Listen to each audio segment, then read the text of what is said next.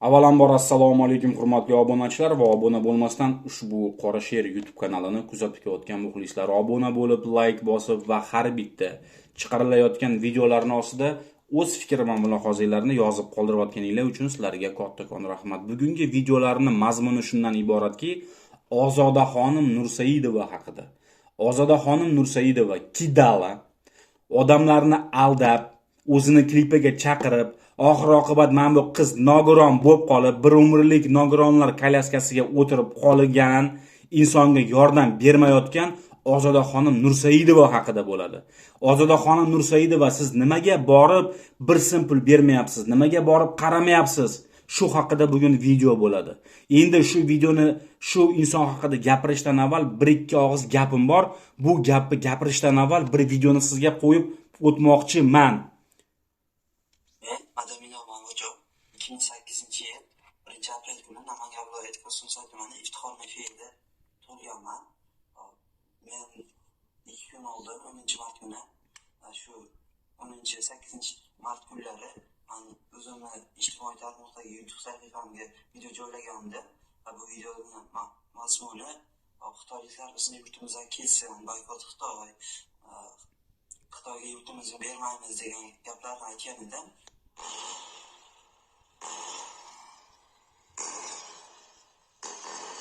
Men ushbu videoni obunachilarimni ko'paytirish maqsadida qo'ygan edim, lekin asli keyin ham shunda. Bu videolar asli yolg'on. Bu videoga sizlar ham ishonmanglar. Bu videoni qo'yganimda o'zim ham ustaman. Men xitoyliklarga adolatim yo'q, hech qanday. Mana o'rtoqlar, qaranglar-da, bir narsani tushuntirib o'tmoqchiman. O'zimni hamkasblarimga, shu jurnalist, blogerman deyotgan hamkasblarimga gapiradigan gapim bor. Sizlarga bu aql o'rgatish emas, bor yo'g'i maslahat. Biron bir narsani gapiryapsizmi? Tekshiringlar. Haqiqatmi yoki yolg'onmi? Fake xabarmi? Agar fake xabar bo'lsa chiqarmanglar. Obunachi yig'aman, obunachi ko'paytiraman deb yolg'on xabar ishlatmanglar. Yolg'on xabar bilan obunachi yig'manglar. Yiqqan obunachilar sizga tupurib ketadi. Yolg'on, siz yolg'onchi bo'lib qolasiz. Tushunyapsizmi? Bir narsani bilinglar-da, yolg'on fake xabarlar mana shunaqa olomon ko'tarildi. Xitoyliklar chiqib ketdi. Xitoyliklarga biz O'zbekistonimizni, biz vatanimizni bermaymiz.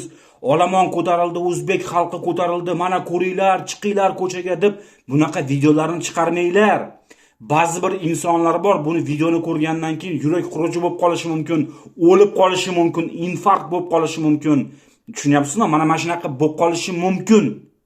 O'shaning uchun biron bir narsani gapirishdan avval o'ylanglar, oxirini o'ylanglar. Keyin chiqib olib kechiringlar deb gapirmanglar. Bunaqa kechirimlarni nechtasini ko'ryapmiz? Necha marta gapirib chiqdim, biron bir narsani qilishdan avval o'yla, izla, keyin chiqargan. Keyin chiqmanglar, mana kechiringlar deb. Mana ko'ryapmiz nimaga bo'layotganlarini. Ba'zi bir keyin YouTube blogerlaridan, Instagram blogerlar, Telegramni yurg'izadigan bloger administratorlardan so'rab qolamiz, mana bunaqa fake xabarlarni tarqatmanglar. Yomon narsa tarqatmanglar. Keyin Telegramni yurg'izayotgan administratorlardan ham bir iltimosim bor-da. Ana bu Viagra, balo, battar degan narsalarni yig'ishtiringlar. Bu qanaqa reklama bo'ldi? Bu deganichi bu o'zbeklar, mana o'zbek mard o'g'lonlarini, sog'lom mard o'g'lonlarini ahdaga chiqarib qo'yasizlar-da bu videolaringlar bilan. Buni ko'rgan odam aytadi-da, nima bo'ldi, o'zbek o'g'lonlari ahda bo'lib qoldimi? Endi Viagramdan foydalanadigan bo'lib qoldimi degan o'y xayolga borib qoladi. O'shaning uchun bu narsani yig'ishtirib oringlar. To'g'risini aytsam borki, zaybal qo'rdim, mana Viagra kerak emas, men bu dorini ichsangiz bunday bo'ladi, 3 soat bo'ladi, 3 soat maza qilasiz, 5 soat unday qilasiz, unday qorasiz, bunday qorasiz. Bu qanaqa odamsizlar? Tavba qildim deyman-ku, bilmadim. Men bor yo'g'i o'zimni fikrlarimni bildirmoqchiman. Men shunaqa insonman. Haqiqatda past gapiraman, yoqadimi, yoqmaydimi, menga qizig'i yo'q. Bilasizlar, men har doim aytaman, sizlarga yoqish uchun, yoqmaslik uchun chiqadigan inson emasman. Bor yo'g'i o'zimni gapimni tars gapiraman, bo'ldi, chiqib ketaman.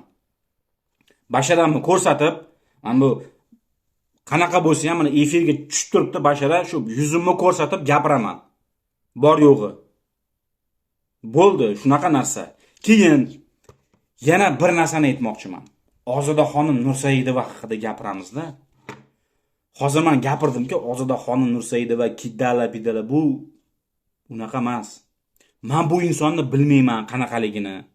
G'iybat qilib qo'yib, noto'g'ri gapirib, u inson haqida men biron bir tafsilotlarga ega emasman. Tanimagan insonim haqida yolg'on ma'lumot berib qo'yib, keyin ming afsuslar chekadigan inson emasman. O'shaning uchun bugun ertalab shunday Instagramni bunday aylantirsam, Ozodaxonim xullas kalom kidala, pul bermayotgan, xullas kalom nogiron qilib qo'ygan qizga qaramayotgan, mana shunaqa videolarni ko'rib qoldim. Shularga aytmoqchiman, ey insonlar, biron bir narsani bilmasdan turib gapirmanglar. Ozodaxonim Nursaidovadan Ozoda Nursaidovani tanimaydiganlar bo'lsa, ko'k Jiguli degan qo'shiqni aytgan, trendga chiqqan shu insonni xullas klip olish jarayonida bir qiz nogiron bo'lib qolgan. Xullas kalom shu nogiron bo'lish jarayonida Ozodaxonim bir so'm pul bermagan, doktorlarga chaqirmagan, ichki ishlarga xabar bermagan, больницаga bormagan. Xullas kalom Ozoda Nursaidovani yerga bo'q bilan tiqib tashlashdi-da, xullas kalom. Endi Ozodaxonim Nursaidovani o'zlaridan bir videolarni kutib qolamiz. Qani kutaylik, ko'raylik, u inson chiqib gapirsin. Bu yolg'onmi yoki haqiqatmi, nima bo'lgan, nima qo'ygan, biz u joyda bo'lmaganmiz, sham yoqib turmaganmiz, haqiqatlarni ko'zimizdan ko'rmaganmiz. Shu bo'ladigan jarayonda biz bo'lmaganmiz. O'shaning uchun mana men o'zimni aytayda, men shu yerda bo'lmaganman, sham yoqib turmaganman, ko'rmaganman, kamera yoqib ushlab turmaganman shu jarayonda. O'shaning uchun biron narsa gapira olmayman. O'shaning uchun sizlarga maslahat beraman. Biron bir videoni ko'rganinglarda paq etib, bu rost ekan, bu haqiqat ekan deb ketmanglar. Ozodaxonim Nursaidovani ko'rinishlaridan, gapirishlaridan u nima desam bo'ladi? Seriozniy odamga o'xshaydi. Yolg'on gapirmaydigan, birovlarni kidat qilib ketmaydigan insonga o'xshaydi. Ko'rinishidan yana avvalambor Xudo. O'shaning uchun kelinglar shu insonni kutaylik. Chiqsin, gapirsin, keyin gapirgandan keyin biz bilamiz anig'ini nima bo'lgan. Chunki ijtimoiy tarmoqni ochsang, bu tomonda Ozodaxonim Nursaidova kidala, pul bermagan, eng yomon inson, o'zini klipida tushadigan qizga qaramagan, nogiron qilib qo'yibdi, unday qilib qo'yibdi, bunday qilib qo'yibdi. Xullas kalom Ozodaxonim Nursaidovani bo'q bilan belab tashlashdi. Endi men bu narsalarga qo'shilmayman. Avvalambor bilishimiz kerak, u insonni o'zini og'zidan eshitishimiz kerak, keyin so'rab surishtirishimiz kerakki, tagiga yetishimiz kerak. Ana keyin biron bir narsa yuzaga chiqadi. Yuzaga chiqmagan narsani olib chiqib turib, shunday bo'ldi, bu inson shunaqa ekan deb to'xmat qilib yorish, bu yomon narsa. To'xmatdan avvalambor Allohning o'zi asrasin. To'xmat yomon narsa. To'xmat bilan qancha odamlar qamalib ketyapti. To'xmat bilan qancha odamlar o'lib ketyapti.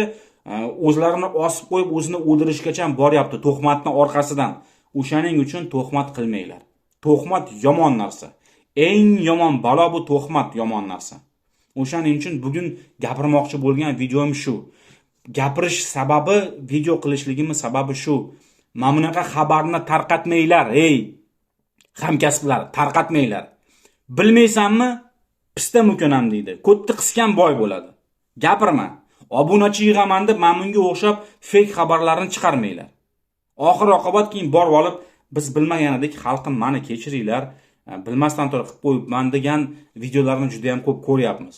Mana o'sha rahmim ham kelmaydi bunaqa insonlarga, chunki u insonlar bilib turib shu narsalarni qilishadi. Bilib turib qilgan insonga men rahmim kelmaydi. Bor yo'q gapim shu. Sog' bo'linglar, salomat bo'linglar, ketkizgan brilliantlarga teng vaqtinglarga rozi bo'linglar. Har doim hamisha kulib, chiroyli bo'lib, kukulka bo'lib yuringlar. Hech qachon birovni aldamanglar, birovni haqqiga xiyonat qilmanglar. Sog' bo'linglar, salomat bo'linglar, har doimgidek obuna bo'lib, qo'llab-quvvatlashda birinchilardan bo'linglar. Hammanglarga kattakon rahmat.